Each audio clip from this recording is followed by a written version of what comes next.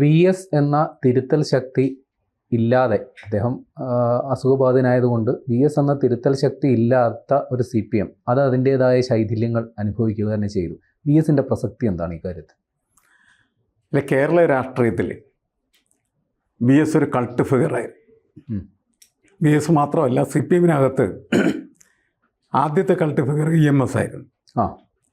രണ്ടാമത്തെ cult figure VS അച്യുതാനന്ദനും, മൂന്നാമത്തെ cult figure Pinarayi വിജയനുമാണ്. ശരി, പക്ഷേ ഇവർ മൂന്നും വ്യത്യസ്തമായിട്ടുള്ള രീതിയിലാണ് അവരുടേതായിട്ടുള്ള കൾട്ട് ഡെവലപ്പ് ചെയ്തിട്ടുള്ളത്. EMS ഭൗതികമായ തലത്തിൽ ഒരു കൾട്ട് ഫിഗറായിരുന്നെങ്കിൽ VS അച്യുതാനന്ദൻ എന്ന് പറയുന്ന ലെഫ്റ്റ് ക്രിട്ടിക് എന്ന നിലയ്ക്ക്, എന്ന് വെച്ചാൽ ഇടതുപക്ഷം ജീർണത ബാധിക്കുമ്പോൾ ആ ജീർണത പൊളിക്കുന്ന ഒരു പ്രതിഭാസമായിട്ടാണ് VS ഒരു കൾട്ടായി മാറിയത്. അങ്ങനെയാണ് കേരളത്തിലെ മിക്കവാറും എല്ലാ ഓട്ടോറിക്ഷ സ്റ്റാൻഡുകളും VSനെ കണ്ണേ കരളെ എന്നും പറഞ്ഞിട്ട് വിളിക്കുന്ന തരത്തിലേക്ക് മാറുകയും ഈ ഓട്ടോറിക്ഷ കേന്ദ്രങ്ങളൊക്കെ തന്നെ VS കേന്ദ്രങ്ങളായി മാറുകയും ചെയ്തു. അതൊരു കൾട്ട് ഫോർമേഷൻ്റെ ഫലമായി. പിണറായി വിജയൻ എന്ന് പറയുന്നത് ക്യാപ്റ്റൻ വിജയൻ എന്ന നിലക്കുള്ളൊരു കൾട്ട്, അത് വേറെ ഒരു ആംഗിളിലാണ് അത് ഡെവലപ്പ് ചെയ്യുന്നത്. ഇത് മൂന്ന് വ്യത്യസ്തമായിട്ടുള്ള കൾട്ടുകളായി. അപ്പോൾ VSനെ ഇപ്പോഴും കേരളം ഓർക്കുന്നതും കേരളം നെഞ്ചേറ്റുന്നതും അദ്ദേഹം നടത്തിയ വീറുറ്റ പോരാട്ടങ്ങളുടെ ഒരു പശ്ചാത്തലത്താണ്. പ്രേംലൈന് കൃത്യമായിട്ട് അറിയാൻ കാരണം മാരാരിക്കുളത്തുകാരൻ എന്ന നിലക്ക് പാർട്ടിക്കുള്ളിലും പുറത്തും നടത്തിയിട്ടുള്ള അദ്ദേഹത്തിൻ്റെ പോരാട്ടങ്ങളാണ് തീർച്ചയായിട്ടും എപ്പോഴും കേരള രാഷ്ട്രീയത്തിൽ ഇനിയും ചർച്ച ചെയ്യാനുള്ള സാധ്യത അങ്ങനെ തന്നെയാണ് എന്നാണ് എനിക്ക് തോന്നുന്നത്. അതാണ് ഇതിൻ്റെ ഒരു പ്രസക്തി എന്നാണ്. VS ഒരു പ്രത്യേക യുഗത്തിൽ VSൻ്റെ ഒരു കാലമുണ്ട്, ആദ്യത്തെ കാലം. ആ VS ആർക്കും സ്വീകാര്യനായ VS ആയിരുന്നില്ല. അതെ, പാർട്ടിയിൽ അദ്ദേഹം വലിയ പ്രമാണിയായിരുന്നെങ്കിലും അദ്ദേഹത്തിന് പാർട്ടിക്കകത്ത് പോലും സ്വീകാര്യത കുറവായിരുന്നു. ശരി, പക്ഷേ പിന്നീട് എനിക്ക് തോന്നുന്നു മാരാരിക്കുളത്ത് തോറ്റതിന് ശേഷമുള്ള VSൻ്റെ ഒരു ഉയർത്തെഴുന്നേൽപ്പിന് ഉണ്ട്. ആ ഉയർത്തെഴുന്നേൽപ്പിൽ അദ്ദേഹം കൃത്യമായിട്ട് മനസ്സിലാക്കി എന്തായിരിക്കണം തൻ്റെ രാഷ്ട്രീയം. ആ രാഷ്ട്രീയം CPM എന്ന് പറയുന്നതായിട്ടുള്ള പ്രസ്ഥാനത്തിനെ ബാധിച്ചിരിക്കുന്ന ജീർണതക്കെതിരെയും ഇടതുപക്ഷ വിരുദ്ധതക്കെതിരെയും പോരാടുക എന്നുള്ളതാണ്. അങ്ങനെ CPMനകത്ത് തന്നെ ഒരു ഫോഴ്സ് CPMനെ ശുദ്ധീകരിക്കാനായിട്ട് രൂപപ്പെട്ടു എന്ന വിശ്വാസത്തിൻ്റെ അടിസ്ഥാനത്തിലാണ് VS പോരാട്ടകാലം എന്ന് പറയുന്നത് വീണ്ടും CPMൻ്റെ ഈ തെരഞ്ഞെടുപ്പ് വിജയകാലമായിട്ട് മാറി. പക്ഷെ അദ്ദേഹം വിമർശനത്തിന് അതീതനാണല്ലോ. ഒരു കാലത്ത് ഈ വെട്ടിനിരത്തൽ സമരം, പിന്നെ ചില പദ്ധതികൾക്കെതിരെ മുൻപിൻ നോക്കാതെ സമരത്തിനിറങ്ങുക, ഒരു പരിധിവരെ CPMനെ വികസന വിരോധികൾ എന്ന് ചിത്രീകരിച്ചത് പോലും VS അടക്കമുള്ളവരുടെ ചില കടുത്ത നിലപാടുകളാണ്. അപ്പോൾ അതിനെ എങ്ങനെയാണ് കാണുന്നത്? ഈ വിമർശനങ്ങൾ, അതായത് ഇത്തരം നിലപാടുകൾ VS എന്ന് പറയുന്ന ആ ഒരു രാഷ്ട്രീയ നേതാവിൻ്റെ ആ ഒരു ജീവചരിത്രത്തിൽ ഒരു മോശം പീരീഡായിട്ട് കരുതേണ്ടതുണ്ടോ? വെട്ടിനിരത്തിൽ മാത്രമല്ല ഞാൻ പറയുന്നത്, അതിക്ക് മുമ്പ് അദ്ദേഹം CPMൻ്റെ ഒരു ശക്തി കേന്ദ്രമായി പ്രവർത്തിച്ചിരുന്നില്ല. VS സെക്രട്ടറി ആയിരുന്നു നിരവധി വർഷങ്ങൾ. അതെ, അന്നൊക്കെ അദ്ദേഹം എന്താ ചെയ്തതെന്ന് വളരെ സ്വേച്ഛാധിപതിയെ പോലെ പെരുമാറുകയാണ് ചെയ്തത്.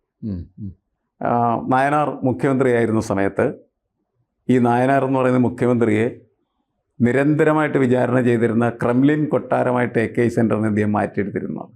പക്ഷെ അങ്ങനെ ഒരു പാർട്ടി സെക്രട്ടറി ഇപ്പോൾ ഇല്ലല്ലോ. ഇല്ല, അല്ല, അങ്ങനത്തെ ഒരു വലിയ സംഭവം അന്ന് അക്കാലത്തുണ്ടായിരുന്നു. ശരിക്കും അങ്ങനെ അതായത് കമ്മ്യൂണിസ്റ്റ് പാർട്ടി എക്കാലത്തും എങ്ങനെയാണോ പ്രവർത്തിക്കുന്നത് ആ പ്രവർത്തനത്തിൻ്റെ ഒരു വളരെ സ്വേച്ഛാധിപത്യപരമായിട്ടുള്ള കാഴ്ചപ്പാടിനെ സാക്ഷാത്കരിച്ചിരുന്നൊരു വ്യക്തിയായിട്ട് നമുക്ക് അതിനെ കണക്കാക്കാവുന്നതാണ്. ശരിക്കും അതുപോലെ തന്നെയായിരുന്നു ഈ VSന് പാർട്ടിക്കകത്ത് കോഴിക്കോട് സംസ്ഥാന സമ്മേളനത്തിൽ വെച്ചാണ് അദ്ദേഹം തെരഞ്ഞെടുപ്പിൽ നായനാരോട് മത്സരിച്ച് അദ്ദേഹത്തിൻ്റെ സെക്രട്ടറി സ്ഥാനം നഷ്ടമാകും. അതിനുശേഷം VS ഈ പാർട്ടിക്കകത്ത് ഷാഡോ കമ്മിറ്റികൾ വ്യാപകമായി നിർമ്മിക്കുകയും അങ്ങനെയാണ് പാർട്ടിക്കകത്തുള്ള ഒരു പോരാട്ടം എന്ന് പറയുന്നത് സാധ്യമാക്കി തീർത്തത്. വളരെ രസകരമായിട്ടുള്ള ഒരു പ്രതിഭാസമാണ്. കാരണം പാർട്ടിക്ക് എതിരെ പോരാട്ടങ്ങൾ നടത്തുന്ന സമയത്ത് പുറത്തേക്കുള്ള വഴിയാണ് പലപ്പോഴും കാണുക. പക്ഷേ VS പുറത്തേക്ക് പോകേണ്ട എന്ന് തീരുമാനിച്ചിരുന്നു.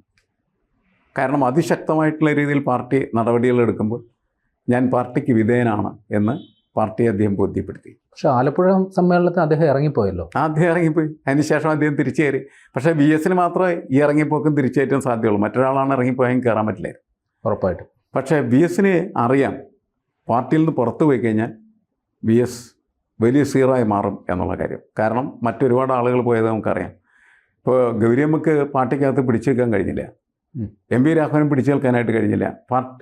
എം വി രാഘവനെയൊക്കെ പുറത്താക്കുന്നതിൽ നിർണായകമായിട്ടുള്ള പങ്ക് വഹിച്ച ഒരാളായിരുന്നു വി എസ്. കാരണം പ്രശ്നം പരിഹരിക്കാനായിട്ട് കണ്ണൂർ പാർട്ടി ഓഫീസിലെത്തിയ സമയത്ത് വി എസ് അന്ന് സെക്രട്ടറിയാണ്. എം വി രാഘവനെ വിളിച്ച് സംസാരിക്കുന്ന സമയത്ത് 2 ചായ കൊണ്ടുവന്നു. രാഘവൻ ആ ചായ കഴിച്ചില്ല. ആ വി എസ് പറഞ്ഞു കഴിക്കൂ രാഘവൻ എന്ന് പറഞ്ഞ്, അല്ലെങ്കിൽ കഴിക്കൂ സാവേ എന്ന് പറഞ്ഞിട്ട് കഴിച്ചില്ല. അതിന് രാഘവൻ പറഞ്ഞ മറുപടി എന്താണെന്ന് വെച്ചാൽ, കഴിക്കാതിരുന്നതിന് കാരണം പറഞ്ഞതെന്ന് വെച്ചാൽ, ഇതിൽ നിങ്ങൾ വിഷം കലക്കിയിട്ടില്ലെന്ന് ഞാനെങ്ങനെ കരുതും, അത്ര ശത്രുതയും പകയുമാണ് ഈ പാർട്ടിക്കകത്ത് രൂപപ്പെട്ടു വരുന്നത്. പാർട്ടികൾക്കെതിരെ നിന്ന് കഴിഞ്ഞാൽ ഈ പൊന്നു കായ്ക്കും മരമായാലും വെട്ടിമാറ്റും കട്ടായം എന്നൊക്കെ പറയുന്ന മുദ്രാവാക്യം ഒരുപാട് കാലങ്ങൾ വിളിച്ചിട്ടുണ്ടെങ്കിൽ ഈ ശത്രുത എന്ന് പറയുന്ന അന്ന് വളരെ ശക്തമായി. അങ്ങനെ ആ ശത്രുതയെ മയപ്പെടുത്താൻ പറ്റുന്ന ഒരു ഫ്ലെക്സിബിലിറ്റി എന്ന് പറയുന്നത് രാഘവനോ ഗൗരിയമ്മൊക്കെ ഉണ്ടായിരുന്നില്ല. അതുകൊണ്ട് അവർക്ക് പോകേണ്ടി വന്നു കൊടുത്തു. വി എസ് പക്ഷേ ഇതെല്ലാം പഠിച്ച് മനസ്സിലാക്കിയതിന് ശേഷമാണ് വളരെ ഫ്ലെക്സിബിളായിട്ട് ഇത്തരം അവസരങ്ങളിലൊക്കെ അദ്ദേഹം ഇടപെടുകയും പെരുമാറുകയൊക്കെ ചെയ്തിരുന്നത്. അങ്ങനെയാണ് അദ്ദേഹത്തിന് പാർട്ടിക്കകത്തൊരിടം നിലനിർത്തി പാർട്ടിയോട് പോരാടി പാർട്ടിക്കകത്ത് നിൽക്കാൻ കഴിഞ്ഞിരുന്നത് എന്നുള്ളതാണ്. പക്ഷേ അദ്ദേഹത്തിനെതിരെ ഒരു വിമർശനം ഉണ്ടല്ലോ. ഇപ്പം അദ്ദേഹം ഈ സാറ് പറഞ്ഞല്ലോ ഈ ഷാഡോ കമ്മിറ്റികൾ രൂപീകരിച്ചു. ഇപ്പം ഒരു പക്ഷേ കുറച്ചുകൂടി മനസ്സിലാകുന്ന ഭാഷയിൽ പറഞ്ഞാൽ വിഭാഗീയത, പാർട്ടിക്കുള്ളിൽ സ്വന്തമായി ഒരു നേതൃത്വം ഉണ്ടാക്കുക, വിഭാഗീയ പ്രവർത്തനങ്ങൾ നടത്തുക, അതിന് തന്നെ പിന്തുണച്ചവരെ സംരക്ഷിക്കാൻ വി എസിന് പലപ്പോഴും സാധിച്ചിട്ടില്ല. ഉദാഹരണമായിട്ട് നമ്മുടെ RMBയുടെ ഉത്ഭവം തന്നെ ആ രീതിയിൽ കണക്കാക്കാൻ, ആ മരണത്തിന് ശേഷം KK രമയെ ആശ്വസിപ്പിക്കാൻ പോയതുപോലും അത് ഒരുപാട് വിമർശനങ്ങൾക്ക് വിധേയമായിരുന്നു. അവരെ കൃത്യമായി സംരക്ഷിക്കാൻ വി എസ് മെനക്കെട്ടില്ല. പക്ഷേ അതിനുശേഷം പോയ ആശ്വാസ വാക്കുകൾ മാത്രമാണ് പറഞ്ഞത്. അങ്ങനൊരു വിമർശനം പ്രസക്തമാണോ? അല്ല, അതങ്ങനെ സംഭവിക്കാനേ സാധ്യതയുള്ളൂ. കാരണം എന്ന് വെച്ചാൽ അത് വി എസിന് വേണ്ടി യുദ്ധം ചെയ്യാൻ ഇറങ്ങുന്ന പടയാളികൾ ശ്രദ്ധിക്കേണ്ട കാര്യമാണ്. വി എസിന് അങ്ങനെ സംരക്ഷിക്കാൻ പറ്റില്ല. കാരണം എന്താണെന്ന് വെച്ചാൽ വി എസിനെ കാണുന്നത് പോലെ വി എസിന് വേണ്ടി പട നയിക്കാൻ ഇറങ്ങുന്നവരെ പാർട്ടി കാണില്ല. ഇപ്പോൾ TP ചന്ദ്രശേഖരൻ്റെ കാര്യം യഥാർത്ഥത്തിൽ അങ്ങനെയാണ് സംഭവിച്ചൊരു കാര്യമാണ്. മറ്റ് പല വിമതത്തിൽ നിന്ന് വ്യത്യസ്തമായിട്ട് വി എസിന് വേണ്ടി യുദ്ധം ചെയ്ത ഒരാളായിരുന്നു. അതുകൊണ്ടാണ് അദ്ദേഹം ആശ്വസിപ്പിക്കാനൊക്കെ പോയത്. ശരിയാണ്. പക്ഷേ അദ്ദേഹത്തിന് മാത്രമല്ല, പലരെയും സംരക്ഷിക്കാൻ അദ്ദേഹത്തിന് കഴിഞ്ഞില്ല. അവസാനം എന്താ സംഭവിച്ചത്? വി എസിൻ്റെ കൂടെ നിന്നിരുന്ന മുഴുവൻ ആളുകളും മറുകണ്ഠം ചാടി അവരുടെ പാർട്ടിയിലുള്ള സ്ഥാനം ഉറപ്പിക്കുന്ന തലത്തിലേക്കാണ് ആ വിഭാഗീയത ഒടുങ്ങിയത്. നമുക്കറിയാം. അതായത് വി എസിൻ്റെ ശക്തരായിരുന്നു MM മണി, വി എസിൻ്റെ വളരെ ശക്തനായിട്ടുള്ള പോരാളിയായിരുന്നു. അദ്ദേഹം അവസാനം വി എസിനെതിരെ തിരിഞ്ഞു എന്ന് നമ്മൾ മനസ്സിലാക്കേണ്ട. ഞാൻ ഒരാളുടെ കാര്യം മാത്രം, അത് മാത്രമല്ല ഒരുപാട് ആളുകൾ, എനിക്ക് വളരെ കൃത്യമായിട്ട് എല്ലാ ആളുകളെയും അറിയാവുന്നതാണ്. അവരെല്ലാം തന്നെ എന്ത് ചെയ്യുമെന്ന് വെച്ചാൽ പിണറായി ഭക്തന്മാരായി പിന്നീട് മാറിത്തീരുകയാണ് ചെയ്തത്. കാരണം വി എസിനെ അവരെ രക്ഷിക്കാൻ കഴിയില്ല എന്നുള്ള കാര്യം അവരും തിരിച്ചറിഞ്ഞു. അപ്പോൾ അവരെന്ത് ചെയ്യുമെന്ന് വെച്ച് കഴിഞ്ഞിട്ടുണ്ടെങ്കിൽ വിധേയമാകുകയും അങ്ങനെ അതിൻ്റെ കൂടെ മാറിത്തീരുകയൊക്കെ ചെയ്യും. എറണാകുളം ജില്ലയെ ഒരു ഘട്ടത്തിൽ വി എസിൻ്റെ ശക്തി കേന്ദ്രമായിരുന്നെങ്കിൽ അത് പിന്നീട് പിണറായിയുടെ ശക്തി കേന്ദ്രമായിട്ട് മാറിത്തീരുന്നതിൻ്റെ ബേസിസ് ഇത് മാത്രമായിരുന്നു ശരിക്കും. കാരണം അങ്ങനെ സംരക്ഷിക്കാൻ അദ്ദേഹം ഉദ്ദേശിച്ചിട്ടില്ല. അദ്ദേഹം പോരാട്ടം നടത്തുന്നു. ആ പോരാട്ടത്തിൽ അദ്ദേഹത്തിനൊപ്പം നിൽക്കുന്ന ആളുകളോട് അദ്ദേഹത്തിന് മമതയുണ്ടായിരുന്നു എന്നല്ലാതെ അവരെ സംരക്ഷിക്കാനായിട്ട് താൻ തയ്യാറാണ്, അങ്ങനത്തെ ഒരു പടത്തലവനാണ് താൻ എന്നൊരിക്കലും അദ്ദേഹം തെളിയിച്ചിട്ടില്ല എന്നുള്ളതാണ്. അത് അദ്ദേഹത്തിൻ്റെ അജണ്ടയിൽ ഇല്ലാത്ത കാര്യമായിരുന്നു. പക്ഷേ എന്തുകൊണ്ട് അദ്ദേഹത്തിന് ഇത്തരം കാര്യങ്ങളെല്ലാം ചെയ്ത് ഇട്ടും ഇതിനകത്ത് നിൽക്കാൻ കഴിയുമെന്ന് വെച്ചാൽ വളരെ വളരെ വലിയ ഫ്ലെക്സിബിളായിട്ടുള്ളൊരു മൈൻഡ്. അതുമാത്രമല്ല, പാർട്ടിക്കകത്ത് നിൽക്കുന്ന ഒരാൾ പുറത്താകുമ്പോൾ സംഭവിക്കുന്നത് എന്ത് എന്നുള്ള യാഥാർത്ഥ്യബോധമൊക്കെ തിരിച്ചറിയാനായിട്ട് കഴിയും. ഒതുങ്ങേണ്ട സമയത്ത് ഒതുങ്ങി, വിധേയനാവേണ്ട സമയത്ത് വിധേയനായി.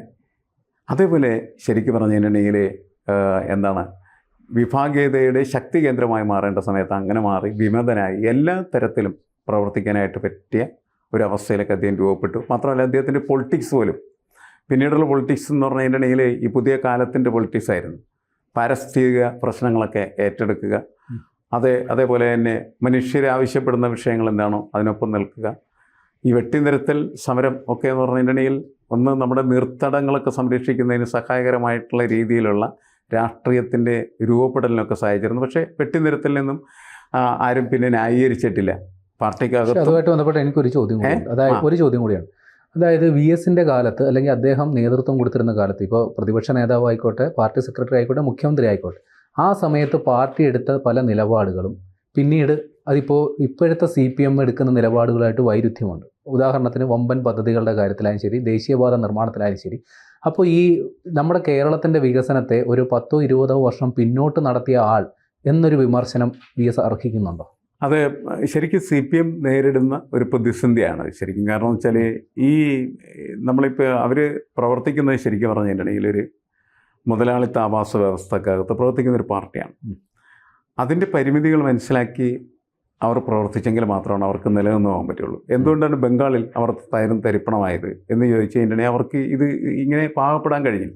കേരളത്തിൽ അവർ അങ്ങനെ തയ്യാറില്ല, അങ്ങനെ തയ്യാറാനുള്ള സാധ്യതയില്ല. ചിലപ്പോൾ ഒരു തെരഞ്ഞെടുപ്പിൽ തോറ്റേക്കാം, പിന്നെയും വരാവുന്ന രീതിയിലുള്ള തോൽവിയേ ഉണ്ടാവുന്നുള്ളൂ. കാരണം എന്ന് വെച്ചാൽ ഇവിടെ വളരെ കൃത്യമായിട്ടുള്ള രീതിയിൽ ആ പ്രക്രിയ നടന്നു പോകുന്നുണ്ട്. ഇപ്പോൾ പിണറായി വിജയൻ്റെ ഒരു സാധ്യത എന്ന് പറഞ്ഞാൽ അതാണ്, ഇതിനെ ഈ വികസനമായിട്ട് കൂട്ടിക്കെട്ടി മുന്നോട്ട് കൊണ്ടുപോകാൻ കഴിയുകയും വികസനത്തിൻ്റെ പല വഴികളും പ്രത്യേകിച്ച് ദേശീയപാത പോലും വരുന്നത് അദ്ദേഹത്തിൻ്റെ ശക്തമായിട്ടുള്ള ഇടപെടലിൻ്റെയാണ്.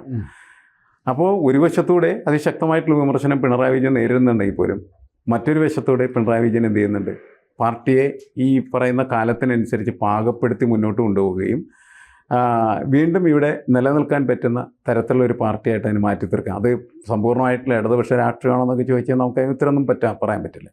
പക്ഷേ ഇവിടെ ഇവർക്ക് ഒരു സർവൈവൽ പൊളിറ്റിക്സ് കൃത്യമായിട്ട് ഡെവലപ്പ് ചെയ്യുന്നതിൽ അദ്ദേഹത്തിൻ്റെ പങ്ക് വലുതാണ്. അതിന് എതിരെയാണ് ഈ VS എടുത്ത പല നിലപാടുകളും എന്ന് ആളുകൾ പറഞ്ഞേക്കാം. പക്ഷേ ഇതിൽ രണ്ടും കൂടിയൊക്കെ ഒരുമിച്ച് കൊണ്ടുപോകുമ്പോൾ മാത്രമാണ് കമ്മ്യൂണിസ്റ്റ് പാർട്ടി പോലെയുള്ള പാർട്ടികൾക്ക് പ്രവർത്തിക്കാൻ പറ്റുള്ളൂ. രണ്ടും ആവശ്യമാണ്. ശരി, ഒരു വശത്ത് ഈ അതിൻ്റെ ഇടതുപക്ഷ രാഷ്ട്രീയത്തിൻ്റെ ചില മുഖങ്ങൾ അതിനെ പൊക്കിപ്പിടിക്കാനായിട്ട് കഴിയണം.